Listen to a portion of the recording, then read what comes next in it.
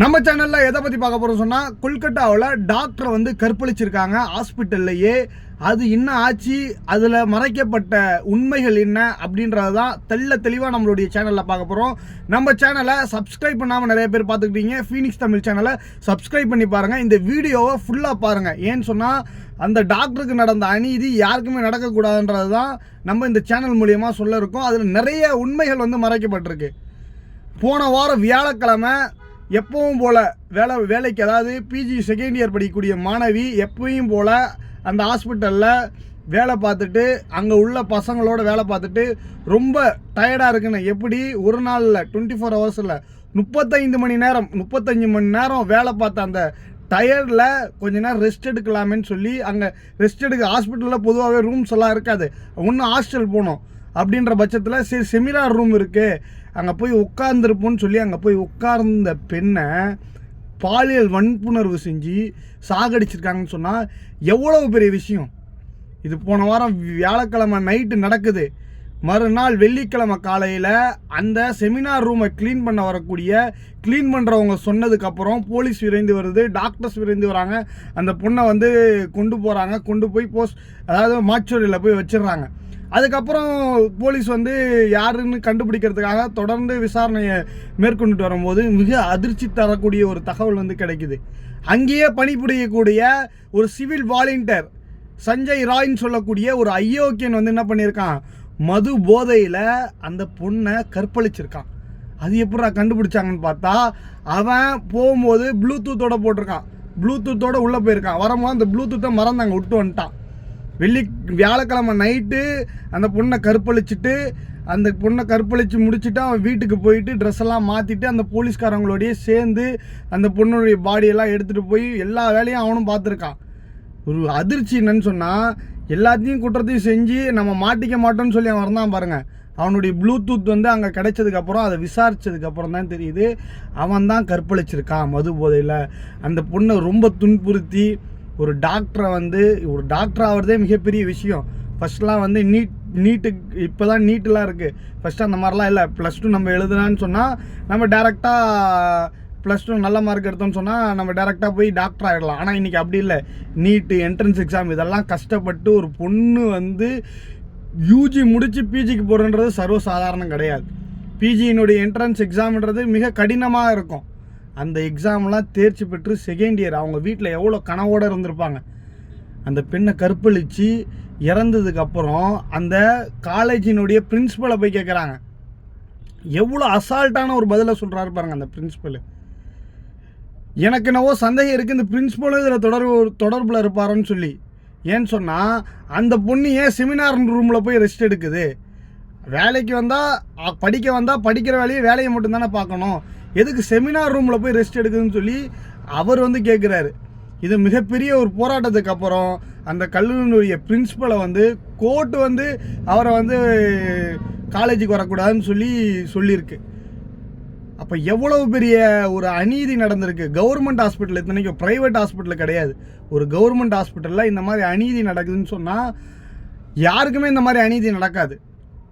இதில் மறைக்கப்பட்ட விஷயம் என்னன்னு சொன்னால், இப்போ தான் அந்த பொண்ணுனுடைய போஸ்ட்மார்ட்டம் ரிப்போர்ட் வந்திருக்கு. அவங்க பேரண்ட்ஸ் வந்து ப்ரெஸ் மீடியா கிட்ட பேசியிருக்காங்க. என்ன பேசியிருக்காங்கன்னு சொன்னால், அவங்க பேரண்ட்ஸுக்கு ஃபோன் பண்ணி சொல்லியிருக்காங்க. அந்த கல்லூரியினுடைய தரப்புலேருந்து அந்த பேரண்ட்ஸுக்கு ஃபோன் பண்ணி சொல்லும்போது என்ன சொல்லியிருக்காங்கன்னு சொன்னால், உங்களுடைய பொண்ணு வந்து சூசைட் பண்ணியிருக்காங்க, உங்கள் பொண்ணு சூசைட் பண்ணி இறந்துக்கிட்டாங்கன்னு சொல்லி கல்லூரி நிர்வாகம் ஏன் சொல்லணும்? இவ்வளோ பெரிய அதிர்ச்சி தகவலை வந்து கேட்கும்போது பரபரப்பாக இருக்குது. ஒரு ஹாஸ்பிட்டலில் செக்ஷுவல் அபியூஸ் பண்ணி ஒரு பொண்ணை வந்து சாவடிச்சிருக்காங்க.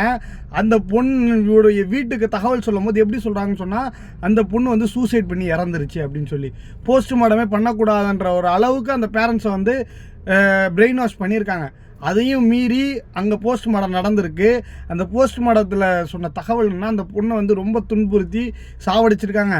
அதுவும் இல்லாமல் ஆண்களுடைய விந்தணுக்கள் இருக்குல்ல, இத்தனை சதவீதன்றதை அதை கண்டுபிடிப்பாங்க.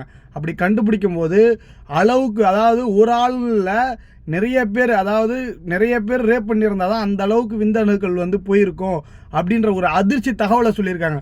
ஒரு ஆள் கற்பழிக்கலை.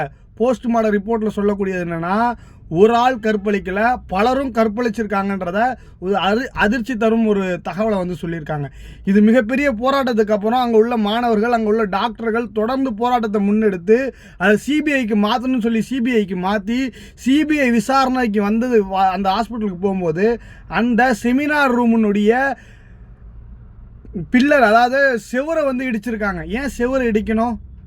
இத்தனை நாளாக கேட்டால் அந்த கல்லூரி நிர்வாகத்தினுடைய பதில் என்னன்னா, அங்கே தங்கறதுக்கு ரூம் ரெடி பண்ணுறேன். இத்தனை நாள் பல ஆண்டு காலமாக இப்போ அங்கே வந்து ரெஸ்ட் எடுக்கிறதுக்கு இடமே இல்லையே. ஏன் திடீர்னு அந்த பொண்ணு இறந்ததுக்கப்புறம் உடனே ஏன் செவரை இடிக்கணும்? ஒரு வாரம், போன வாரம் வியாழக்கிழமை நடந்தது, இன்றைய வாரம் நம்ம வியாழக்கிழமை வரப்போகுது, இன்றைக்கி புதன்கிழமை. ஏன் செவரை ஒரு வாரத்தில் இடிக்கணும்? செவரை இடிக்கிறதுக்கு பின்னாடி நிறைய விஷயங்கள் வந்து மறைக்கப்பட்டிருக்கு.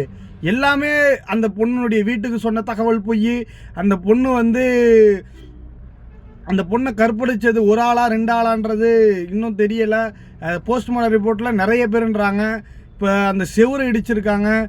நிறைய மறைக்கும் படும் உண்மைகள் வந்து இந்த கொலையில் வந்து மறைஞ்சிருக்கு. நாளுக்கு நாள் பெண்களுக்கு எதிராக கற்பழிப்புகள் இந்தியாவில் அதிகரிச்சுட்டு தான் இருக்குது. பெண் பிள்ளைகளை பெற்று வளர்த்து அதை வழி அனுப்புறதுக்குள்ளே பெற்றவங்கள்லாம் ஒரு பாடுபட்டுறாங்க, போதும்னு ஆயிடுறாங்க. அந்த நிலையில் அந்த ஒரு பெண்ணை வந்து வெளியே வர முடியாத ஒரு காலம் வந்து சுதந்திரம் வாங்கியும் பெண்களுக்கு சுதந்திரம் இல்லாத ஒரு நிலை இருக்குன்னு சொன்னால், இந்த மாதிரி தவறு செய்யக்கூடியவங்களை உடனே எந்த ஒரு விசாரணையும் இல்லாமல் தப்பு செஞ்சவன் இவன் தான் தெரிஞ்சதுன்னு சொன்னால் அவனை வந்து தூக்குலையோ அல்லது மரண தண்டனையோ இந்திய சட்டத்தில் என்றைக்கு வருதோ அன்றைக்கி தான் தப்பு செய்கிறவங்களாம் பயப்படுவோம். இந்த மாதிரி பல பேர் எவ்வளோ விஷயங்களை மறைச்சிருக்காங்க பாருங்கள். அந்த கல்லூரியினுடைய பிரின்சிபல் போய் சொல்லியிருக்காரு. அந்த பிரின்சிபல் வந்து ஏன் செமினார் ரூமுக்கு போனேன்னு கேள்வி கேட்டிருக்காரு. கல்லூரி நிர்வாகம் அந்த பெண்ணினுடைய மரணத்தையே மறைச்சிருக்கு. அந்த பொண்ணு செக்ஷுவல் அபியூஸ் பண்ணியிருந்தாலும் அதை பண்ணலைன்னு சொல்லி சூசைட் பண்ணியிருக்கு. அந்த பொண்ணு சைக்கோன்ற ஒரு பெரிய சொல்லலாம் சொல்லி ஒரு மிகப்பெரிய ஒரு அநீதி வந்து நடந்திருக்கு. நம்மளும் அந்த டாக்டர் பொண்ணுக்காக தொடர்ந்து சப்போர்ட் பண்ணுவோம். தொடர்ந்து வி வாண்ட் ஜஸ்டிஸ். அந்த பொண்ணை கற்பழித்த எல்லோருமே தூக்கு தண்டனை கொடுக்கப்படணும் அல்லது மரண தண்டனை கொடுக்கப்படணும். அதுக்கு எல்லாரும் நம்மளுடைய கமெண்ட் பாக்ஸில் அவங்களுக்கு வி வாண்ட் ஜஸ்டிஸ் அப்படின்ற ஒரு கமெண்டை வந்து நம்மளுடைய கமெண்டில் தெரிவிங்க. இந்த வீடியோவை ஃபுல்லாக உங்கள் தெரிஞ்ச டாக்டர் ஃப்ரெண்ட்ஸுக்கோ அல்லது படிக்கக்கூடிய மெடிக்கல் ஸ்டூடெண்ட்ஸுக்கோ அல்லது உங்கள் நண்பர்களுக்கோ பெண் பிள்ளை வச்சுருக்கவங்களுக்கோ எல்லாருக்கும் இந்த வீடியோவை ஷேர் பண்ணுங்கள். அந்த பொண்ணுக்கு நீதி கிடைக்க